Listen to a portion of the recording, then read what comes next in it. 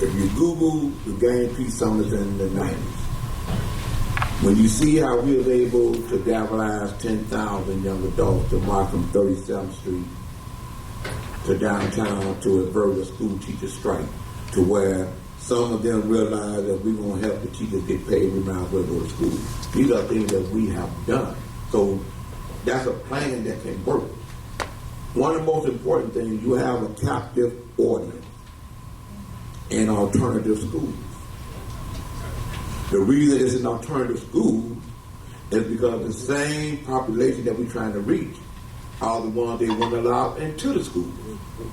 You follow what I'm saying? Okay. And that's resource and accessibility. They know what schools they are. They know how many children are in the school. The children get on the bus and they come here, and then they realize someone took enough time to bring them. When we were going to school, they always took us on little trips. You remember that? We wasn't that? Field trips. We did field trips. You know what I mean? That would become a field trip. And when they realized that something's been put together, one of the things about growth and development, I ain't talking about Benson disciples. Growth and development is a thing they call look, listen, and learn. That's why the name of my book is from Murder to Excellence, Growth and Development, to show you the transformation that I live. You follow what I'm saying? I raised my son. A lot of people even know that I'm a parent. I'll be in the room. Yeah, grandparent or great-grandparent. I'll be in the room, everybody talking about parents got to do this. I'm sitting down. And they say, well, gang, I'm sitting down. And then when I tell them 5 children, 3 young graduates from college, 1 just graduated, and on the dean's list, I got my GED in the penitentiary. You know what I'm saying? Okay, that's parenting. Okay, that's using the conversation like that brother's talking about. When they realize that you enjoying their conversation, then there's no gap. A child can teach a parent. You know what I'm saying? So to address your question, that's what we need to do here going forward. Like the, I'm about to call you that damn word. Like the older man was saying. I ain't trying to do that. Knock on wood, man. But when we around the house, we could do that. Yeah. After 6 hours, so. Anyway, that's what we have to do. We need to work that list, and we need to work the alternative schools so that we have a captive audience. You follow what I'm saying? And he's right. From Greenwood to the Dan Ryan, how they reached and invited the young adults that live on them blocks, or how the people brought their young one or their nephew, hey, just stand with me for the day, just for this hour, just come stand with me. And that was one of the issues there, and you're absolutely right. And I must give a shout out. Young man's not here, but Victor Love has done just that in that exact area, and he was very active this weekend on the 79th Street piece. But what he has done is started a group called Breaking Bread, Right. And I've been to a couple of his events already. And what he has done is invite those that are on that cusp, that are right here on the edge. Yeah. And what he's done is just, hey, come get something to eat. Just come eat. I'm gonna feed you. You know, and no agenda. I'm just going to feed you, and you can talk about whatever. You can talk, not talk. Come, and the young guys have been opening up. And these guys, some of them are shooters. Right. Some of them on the cusp of being a shooter, or selling drugs, or doing what they have to do to survive, because most of them are living, hand to mouth. They're staying at friends' houses. They're ostracized from their families, but they're in the area. And what Victor Love and with Mother Wade have been done is just, hey, come on and get something to eat today. At least today we know you ate. If nothing else, and if you want to talk, talk.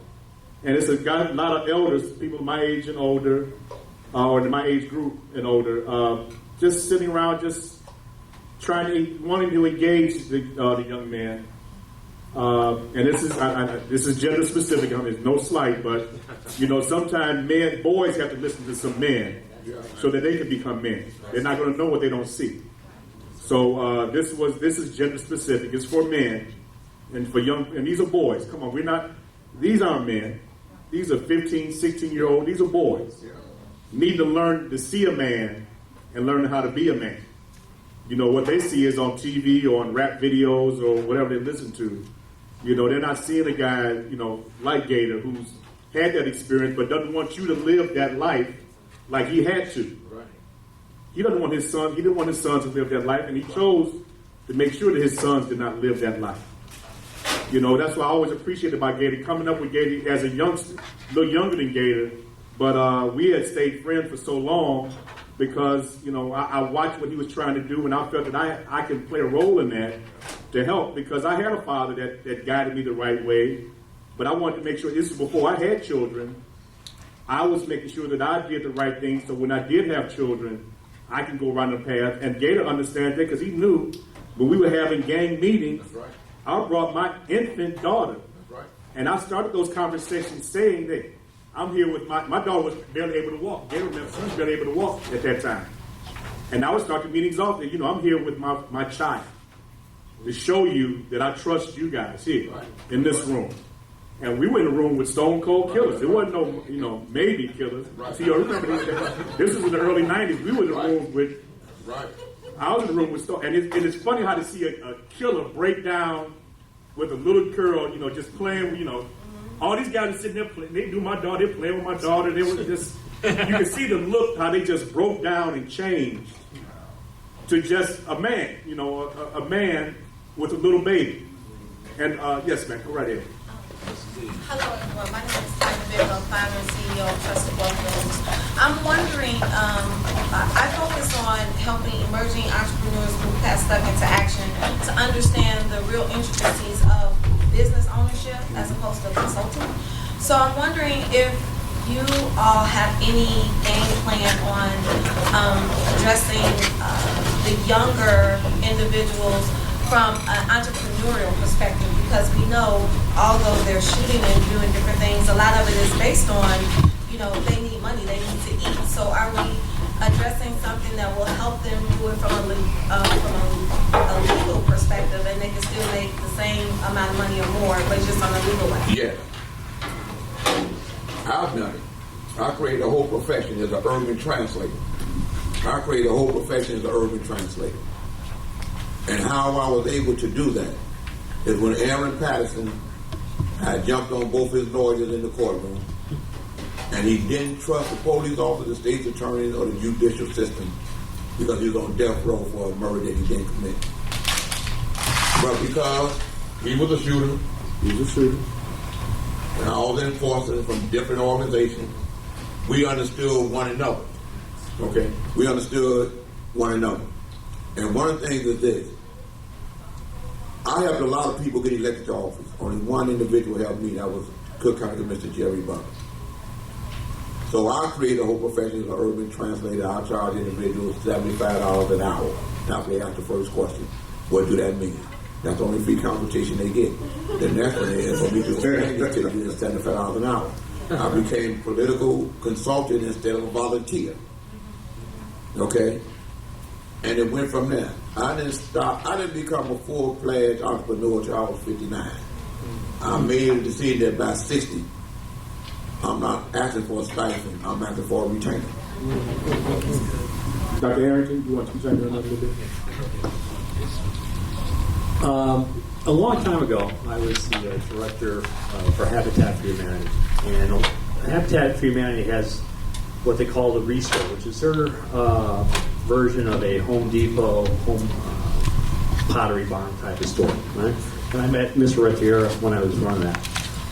And we came up with these great things where I worked with the Clio Foundation. You know Clio, the Tory Benson, those guys, right? I took 25 kids from there. Every Saturday they would come out to our store in Naperville, and we put them through 4 different phases of learning, right? From the retail to marketing to stocking to logistics to customer service.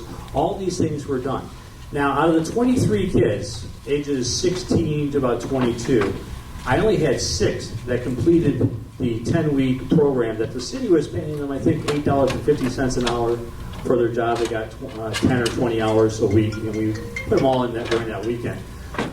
The funny things that I found out during this problem is that unless the kids actually paid for something, they didn't respect it.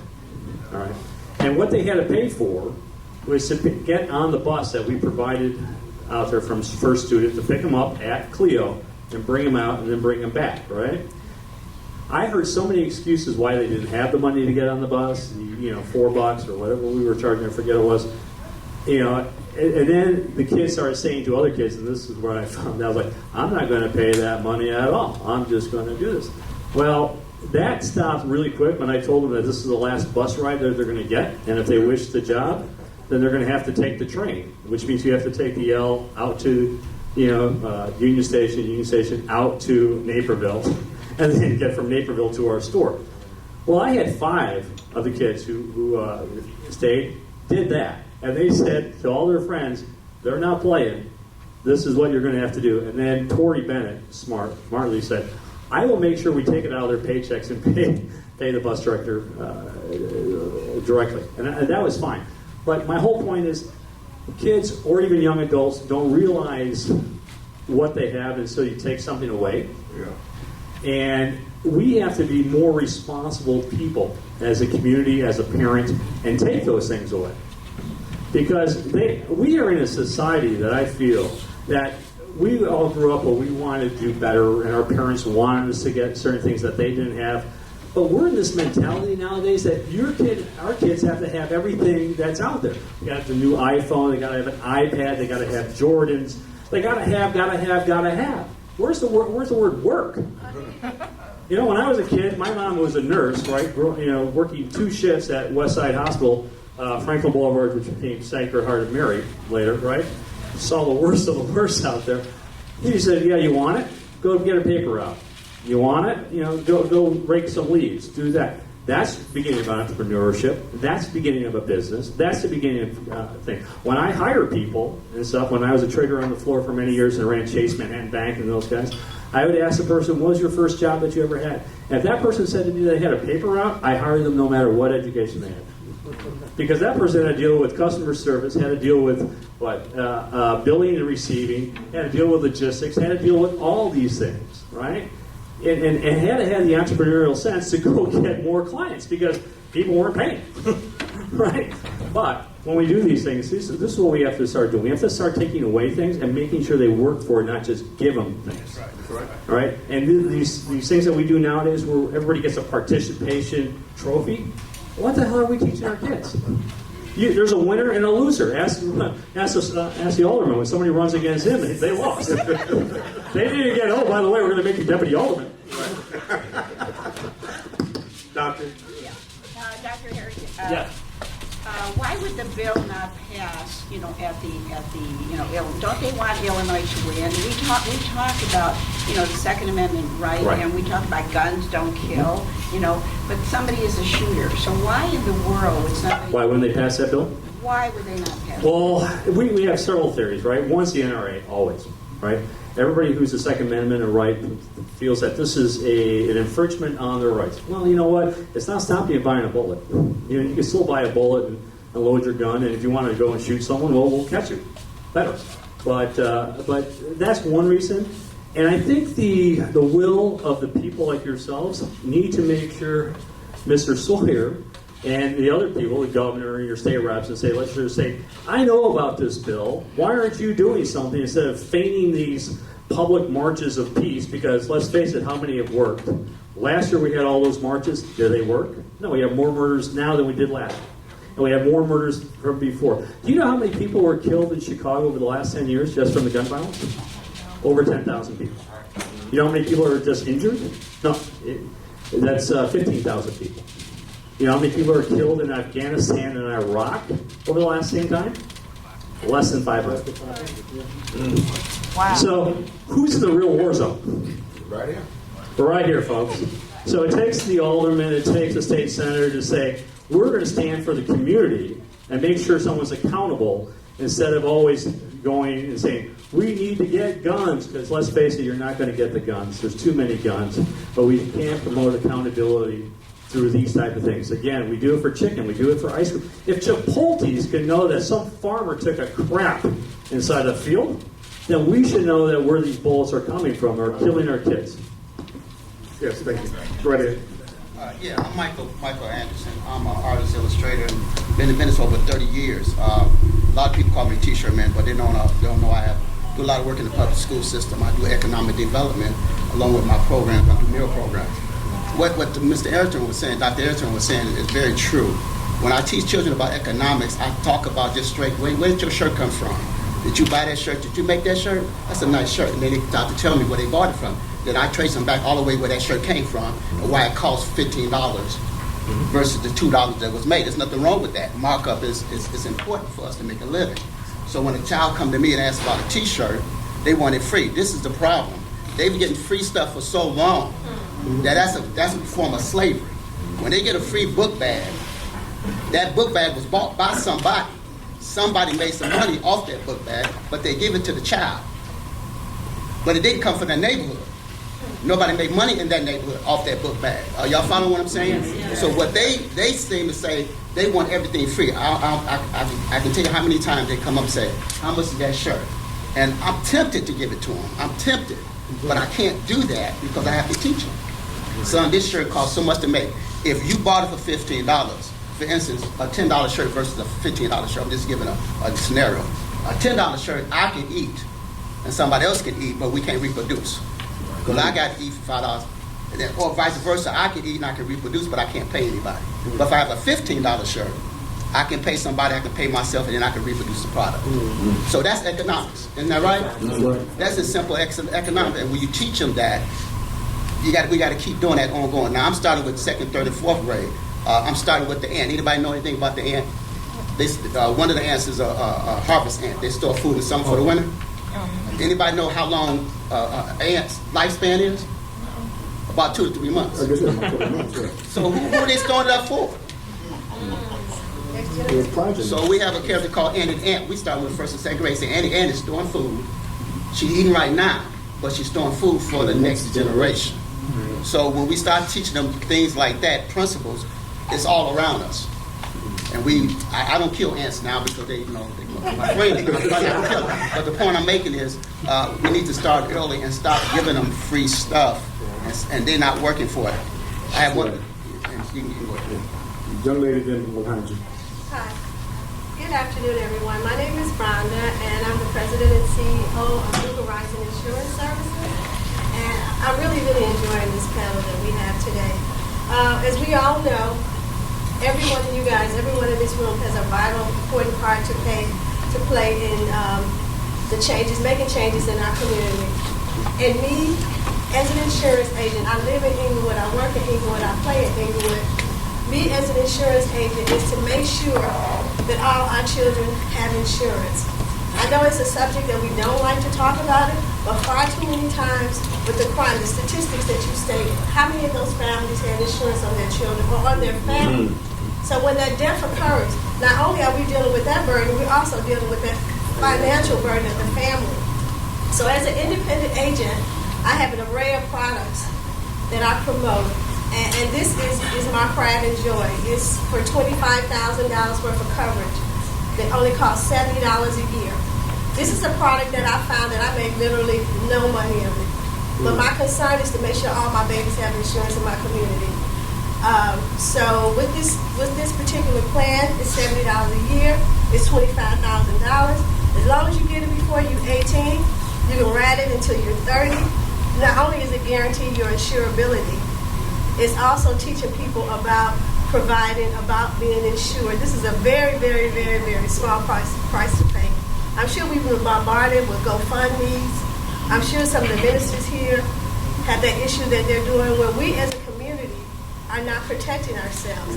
Insurance is very, very important, and we're sleeping on it. We're sleeping on this obligation. If we have a son out there that may not be living the lifestyle that we desire, if we had a $100,000 insurance policy, God forbid, somehow, that money right there could use to send his sister to college. So we have to start looking at it strategically, and that's what I do. I look at insurance strategically because my vision, sooner or later, the rules are going to change. When we get insurance now, it's based on whether or not we slow, a health condition. They're going to start talking about where we live. That's right. They're going to start talking about where we live. So we need to get on this right now And my job is to make sure you get something that you're comfortable with, something that's not going to kill you, and that's something that's going to push your family forward. Thank you. Thank you very much. I appreciate that. Mrs. Ziegler, did you have a question? Yes. After you get done, lady. So one of the things too, like I don't know, is there a WIC center here in Inglewood? Yes. So, there's a parenting ages go from teen parents on up to in their 40s having kids. Parenting doesn't come with any rules, regulations, no handbooks, no anything. And so these young ladies and young men, they find themselves in these predicaments with this baby now. But I always say to do what with, right? So you're going to have this baby, but if you didn't really want this baby, now this baby's in the street and now it's wreaking havoc on my kids, our children, who are in the programs, this and the other. So I think, too, if we can reach the parents early, because if your parent is only 40 and now here you are 17 having this kid, and your mom was a young mom and you were half raised, and so now you having this baby that you didn't get no teachers at home. So and that perpetuates itself as well. So if we can get in the WIC center while they're there, because they're going to be there prenatal through 5 years old with some programming and teaching and talking to them about the health eating, because they come in with the nutrition for a WIC program, moms. What about the parenting skills too? That needs to be helped. How are you talking to your kids? Like I said, I'm a 911 operator. So I get the calls of my kid is cussing me out. Well, you cussing your kid out too. How are you speaking to your child? How did they learn that? So it goes both ways. I think that too will help change the culture as the generations move forward. What can we do now immediately? Yeah, we need to do that too. But we need to make sure that we preserve these kids that are coming up behind us too. And like I say, parenting, I'm a parent, and it's all new every day. It's something new. And you can only got to rely on what you were learned or taught as a kid at home. Well, if you didn't have nothing, nobody taught you. So what are you gonna pour into your kid? So I think too, we can get in the WIC centers, get the kids early. If they're in the high school, those teens, we know they're gonna do it. If they have it, if they don't, whatever the case may be. But that needs to be taught too. Thank you very much, Counselor. Yes, thank you. My name is Ellie Zinger, and I'm a criminal defense lawyer and civil rights lawyer, former assistant public defender for the last 35 years. I've known Gator Bradley for about 25 years now, and throughout this discussion, which I'm just totally engrossed in, the thing that's coming up for me is, what is actually going to work? What is actually going to work? So I've been thinking back about in my life, when I started as a public defender, my first judge took me to the Cook County Jail and told me you're going to be with me for one night to teach a program with me. I looked at him like he was a little crazy. That was kind of partying back then. And I figured I'll go there for one night and check it out. And I ended up teaching with him for 8 years in the Cook County Jail. And that was something that worked, because we were able to be in a small room with individuals. We were able to transform their minds. We had people who left the county jail who came back as teachers, and they taught other prisoners what they learned. And you talk about the self-hatred. We got to see it when we got in there. Man, two white judge and a white public defender. They wanted to kill us when they first met us. And eventually they learned that everyone is connected and everyone is bonded. And when they learned that, there was a transformation in their lives. So that's one thing. And we've also been through transformational programs where we've seen gang leaders off the streets come in and transform their life, and then they're in the community. I had one guy who was in the West Side, handing out leaflets to other people, doing job fairs on the West Side, because there was something about his learning and education that transformed his life. And I'm thinking about when we first met. We met at the Gang Peace Summit in 1991? 91, 92. That's where I met Gator. And, there wasn't a lot of play about this in Chicago because the police and, politics, they don't like to give credit to anybody in the community. But from what I remember, and I think I saw it on Primetime Live, if I'm not mistaken, there wasn't a murder at the Green for a year. Right, that's right. After that Peace Summit. So how did that work? I have a question for you, Gator. I should have asked you this 20 years ago. How did this work? Well, how it worked is that the community got behind those that had to accept their responsibility to make their life better for them to be accepted by the community. They came to Larry Hoover. That's how the 10,000 was able to be put together. in order for Rob's dad to put his name and his credibility behind Larry Hoover's vision to help stop the violence, well, this is something you need to do. They're not voting. Okay, we're going to create 21st century voting. Okay, they're not going to school. Can you make them guys put on a white shirt and a black tie? Okay, I can do all that. Then we got Minister Farrakhan, Jesse Jackson, the NAACP, Congressional Black Caucus, the police department, even daily to a point. Forget it. We had to talk about because it's fun. This is something we should talk about because we were all there. Together, right. We were together constantly at that point. Right. What we did not realize back then, Elliot, when we had that march. Remember, we had that march and we wrapped around City Hall. City Hall, that's right. That scared A lot of people. a lot of people. They locked everything We did down. that when we did that. That scared a lot of people, and that prompted them to relock up Larry. And had we thought about that, we probably would have changed our mind about it. But we thought we were doing such a Great job, right? positive thing. We brought a peaceful protest down to City Hall, and we wrapped it maybe 5 deep Yeah. around the block of City Hall back in the mid-90s. Yeah. I mean, it was positive for us. Right. Those that thought we might have had some ulterior motives scared a lot of others that were not as liberal-minded as you were, as we were back then, which prompted them to rearrest Larry Hoover, rearrest a lot of guys that really at that point weren't really, they were advocating peace at that time. That's right. I would co-chair during that time. Elliot, I co-chaired on behalf of Gator a program every Saturday morning at Operation Push called Growth and Development. That's right. And we talked about the entrepreneurial skills, we talked about life skills, education, all of that every Saturday morning from 8:30 to 10. So we were doing that, and like I said, during that time, that murder rate dropped in half when we were doing that. No one we weren't seeking any credit, but we were just trying to stop. It was just gotten crazy. Thank you. But thank you, Elliot. And, my suggestion is just look at something that works. And Yeah. And get back into it. right. Theo. Quickly, back And to then last one is Yvonne, obviously. But yeah, and I'll keep it brief.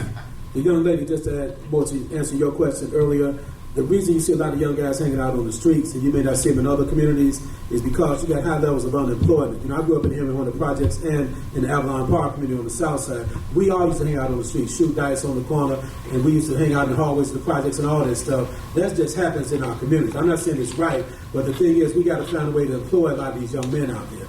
We have to find a way to do that. And then quickly, another thing in regards to what works, I'm the guy that always speaks another. I take left turns a lot. I'm an outspoken guy. We need some urban guerrillas in the black community right now. Some stand-up brothers. Not to go stand on the young brothers, don't get me wrong. Brothers from their families and brothers from all over the city to go in these neighborhoods about 1,000 strong all night long until these brothers work their beefs out. Seriously. I'm not saying go in there and say you got to do this, but you need 1,000 fearless brothers going to say, look here, man, you my brother. We need to stop this killing in our community. I'm asking you to get on board with me. Get on board with us. Seriously. That's how you can stop it almost overnight, but it has to happen regularly. It has to happen every weekend. Every weekend on every weekend. But you need some tough guys that's not going to fold when they out there and get confronted. I'm being honest with you. And I'm not saying this because I love them young brothers. I'm with them young brothers, but you got to join their world, then you bring them into your world. And then they're going to say, what can you do for us? That's when we go to the mayor, the alderman, the governor, say, we got these brothers ready to put their guns down. We need some resources to hire them. I'm not saying get the money to a program. We need resources to hire these brothers on the spot. For those who want to work, and for those who don't want to work, that's a different story. The system will deal with them. They did it in Boston. Look at Boston, the Boston Miracle. They didn't have one homicide for a whole year of a young man under 17. They went to the corners. I'm not saying they went to the way that I'm talking about doing it. Chicago, a different beast than Boston. But what I'm saying is that they had success. They had a whole year without one homicide of a young man under 17. And that's my input. Yvonne? Well, I think everybody here knows me. And I understand when you're talking about all the young men. But it seems like everything is a little male-dominated. Okay. Because we have real issues with our girls. Absolutely. And, when you see like the young lady that got killed right there at 64th and King Drive, where her own mother gave her the knife to go out and kill this girl. And you keep seeing these things with the girls becoming violent, the girls feeling like they have no choices. And I hear about all these programs for the young men. But we need some programs for our girls and our young women, because they're dealing with the same issues, but they're as young men, but they're dealing with these issues with children. Right. Yeah. And, you know, when they're having children at 14 and at 16, and like Delisha said about, you know, your mother's young, your grandmother's young. I'm 56. I shouldn't be a great grandmother. You know what I mean? I'm not. But, you know, a lot of people are. I mean, honestly, you know, I'm not a great grandmother, but there are women out there that's 56. Their daughter is, you know, 35. The granddaughter is 17. And everybody has kids in the house. And nobody has the education. That's why I do feel like everybody wants to hold the police accountable. Everybody wants to hold the politicians accountable. How come we're not holding each other accountable? That's right. I grew up here in Inglewood, and I always laugh and joke about this, but the biggest gangster I knew was my mother. Because if you weren't home, and I grew up right here at 69, including Larry Hoover and everybody else, you weren't home by the time the street lights came on, Mom came out looking for you, and it was a problem. She didn't care who you were, what your gang status was, who you were gang banging with. She came out with that same house code with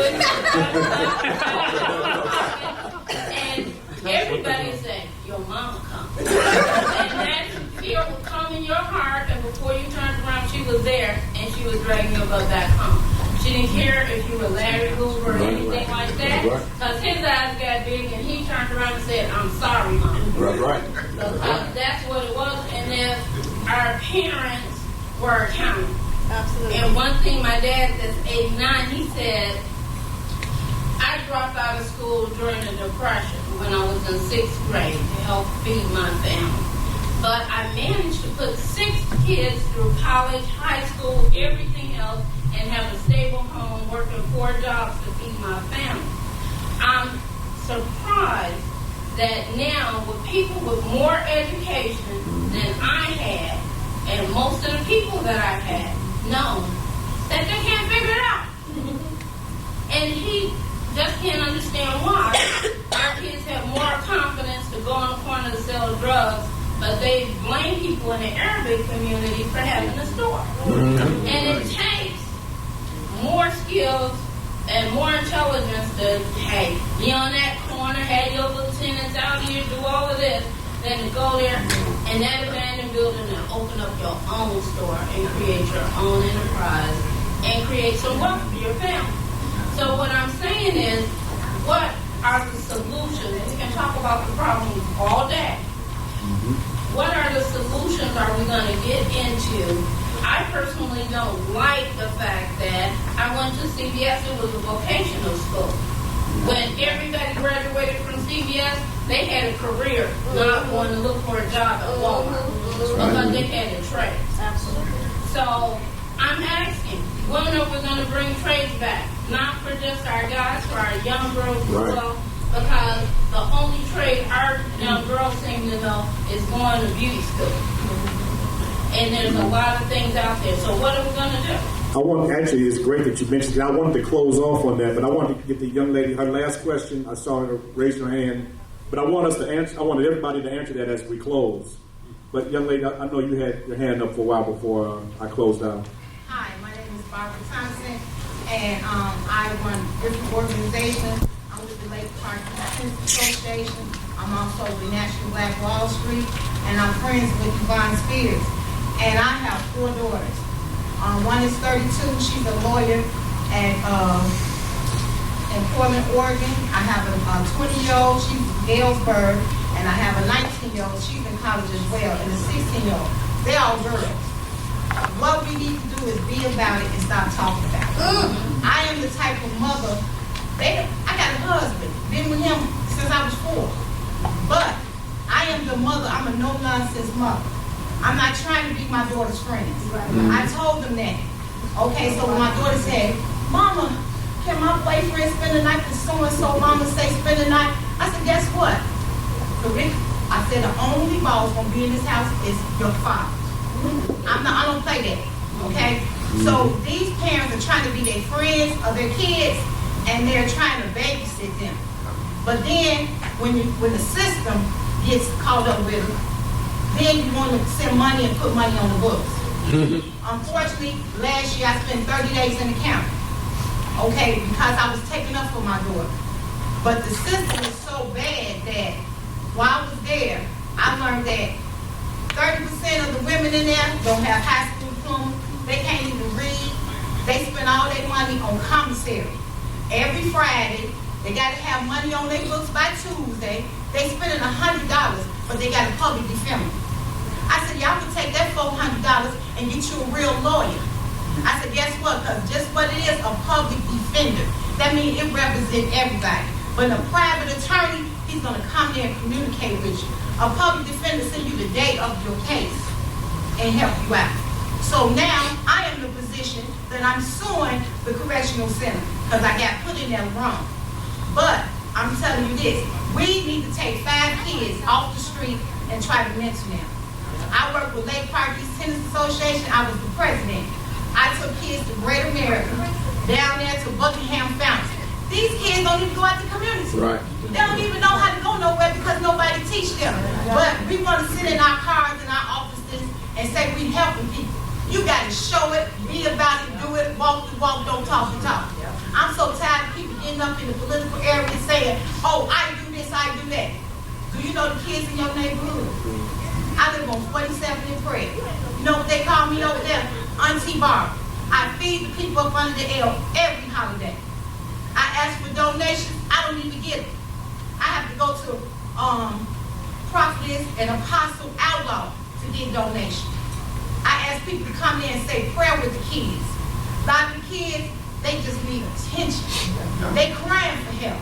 They crying for somebody. These men need to take it and put their big boy pants on and teach these big men not to wear their pants half down. Because in jail, that means you're free when you have your pants hanging down. So I want the men in here to push it on because it doesn't matter color. Because guess what? When you go to the hospital and you bleed, you don't stop the doctor and ask you to come from a white man or a black man. You just need that blood red. And I'm tired of seeing all this blood. My girlfriend's daughter got killed on 35th and State. She just retired from CTA. And she come pick up chili for me. I got a restaurant across the street called Praise Chicago with Chef Durrell. She come up there every Friday to pick up her chili. That Friday she didn't come pick up her chili. I left her a nasty message. She called me back and said, I didn't come pick up the chili, Barbara, because they killed my daughter on 35th. She's a 49-year-old, 311 operator. Now, I'm tired of the killing. Every day, I live on 47th Street in Inglewood. They running down Halsted all day long, the police. I feed the police. You know what they say? We need help. We need help. So, all these organizations need to come behind the office, like I said, with the churches. Y'all preaching to the same people every Sunday. They saved already. Go out in the street and preach to these kids that don't know about God, don't know about religion, because they took it out of the church and took it out of the schools. See, I went to Catholic school. We got whoopers. And we were scared. These kids got bigger balls than I could ever think about. They come in my restaurant, high suits and everything. You know what I do? I treat them with respect. I treat them how I want to be treated. And guess what? They respect me. If I tell them, don't curse inside Praise Chicago, they say, oh, I'm sorry, Mom. I'm sorry, Auntie. They come in there with a whole new spirit. So all I'm saying is, all y'all here, if y'all take 5 people, we have 2,500 people that can trust us, that can guide us, that can call on us and say, well, I need help. I'm in trouble. My mama on drugs. I don't know what to do. I need some guidance. I need some aid and assistance. Don't talk about it, be about it. Thank you. And in closing, I want the panel to really hit on what the last 2 speakers, particularly Yvonne, stated. You know, what do we do? Where do we go from here? Well, first off, I was on 47 in Calumet, 4612. So Gator always walking that street. You know what I'm saying? Okay. And there's a lot that I have, whose lives I have changed around. Like the little young brother that be with Cleo all the time. Was from the Roosevelt. You hitting on it for regular. I just don't talk it. I walk it. You know what I'm saying? He's not just talking it. He walking. He'll just not talking it. He walk. I put it this way. This is a panel of walkers instead of talkers. Really. I mean, really. And that you do. You remind me of my mother. Her name was Ida. Miss Ida. You know my sister over there, still there. But with this being Skype, with social media being what it is, this is going to be the first time that I know of that individuals going to see this was a panel of walkers instead of a panel of talkers. Amen. They need to know that it exists. You know what I mean? They need to know that you can look out the window of this bank and see where you saw a lot and said what you feel ought to be on it. And now you see what's on it. You know what I'm saying? They need to see that we can do. I hear everybody talking, I'm going to leave it alone. I hear everybody talking about Rob got to resign. We got the mayor in the most position that we ever wanted to be in. He's in the position of asking what's required instead of us with our hands out saying give it. He's saying what's required to get your respect. Then it's required that I get this for what you want me to do. Because what's required of him is also required of us. You know what I'm saying? So all we got to, like you say, I'm seeing a lot of things happen in the city, across the city, and it's changing. I'm glad to see our community finally walking it instead of talking. You took it upon yourself to be about the chili and the soup kitchen. You didn't wait for nobody to bring you nothing.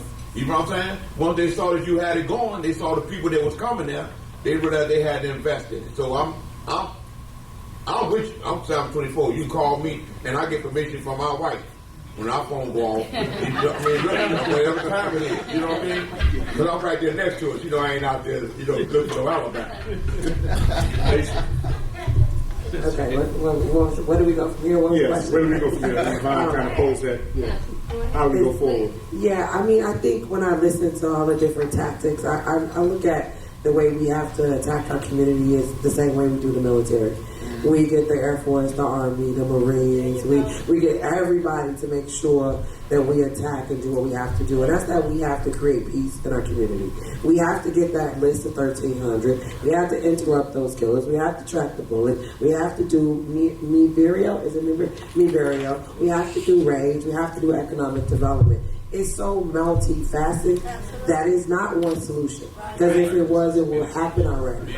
My grandmother was one of the first founders of Operation Breadbasket way back in the 50s from 60th in Peoria. She was talking the same thing back then about what do they do in the black community. So no one has found the solutions, but I think it's things that work. And I think those are the things that we need to support. I do believe that young people with various backgrounds or folks who walk that talk and had these difficult lives like my father did need to be the ones who could translate to the folks on the street. I don't want to take on that role. That's not my role. I could take on the role of the people who are on the cups, who are looking to do better, who want to be more engaged. You're going to take on the role of the folks on the street. You're going to take on the role. And I think we all have a role. This is a village. We can't just focus on the boys. Like you said, when I see the girls on my block and the way they talk to their sons, how do you not expect them to be a killer? So it's so generational. We got to start it. We got to do the elementary schools everywhere. Because what I've known as a mother and as a grandmother, I don't see that next door to me. I don't see that on the streets. So we got to really touch it all. And I just think that's my solution. I get teary-eyed thinking about the state of our community because it's so deep. This is cool. We could do a panel, but this is real deep. What's going on in our area, and we got to go deeper and be willing to go deeper. And I think the people that you call here today are all people ready to go deeper. We know it takes it all. It takes the people on the block. It takes the people downtown. Everybody to be accountable. Our churches, everybody. So I just think we gotta be like the military. Call every single base out. Air Force, Army, Marines. Everybody needs to be on land to take back our communities. Thank you. All right. And I'm just glad to be. I laid my solution down already. I just have to be straight up with you all. I wish everybody the best, but Gator's right. You take me to any community in the city, them young brothers know me. They respect me, respect my word, and I appreciate that, but we need more help out here. And I'm just going to cut to the chase once again. We as a people, our disunity is what's killing us. We're disunified as a people. You know, we don't own and operate the majority of businesses in our community. People taking tons and big money out of our community every night. If we could just turn that around, we can get somewhere. And we suffer from what you call, and don't take this wrong, people, because I don't want y'all to leave out and say this man talk crazy. We suffer from an acute Negroitis. Okay, which means it's okay for black folks to kill each other. Which means it's okay. Then the only therapy for it is black liberation therapy. Okay, that's the only cure for it. Because we got to come together as a people once again.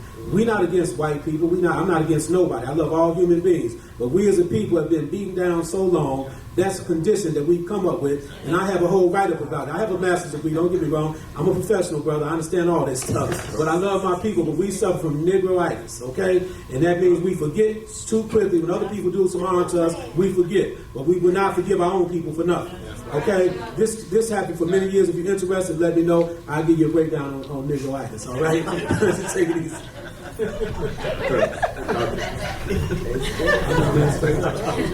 Oh, chill. I didn't realize that was in the physician directory, but thank you. You know, what works is communication and to be there, right? I'm here today because Yvonne asked me to be here, because I love to be here. You know? And I look into your eyes and I see the love and I see the sorrow that comes from your soul because the community is in pain. The community is being killed. The community doesn't have opportunities that other communities have, right? Where does that, how do we correct that? Well, we start here by communicating, by saying these are goals that we want to do. And we need to reach out to everyone, not just the black leaders, not just the white guys, not just the Asians, but everyone has to come together because we got to realize we're all in one city.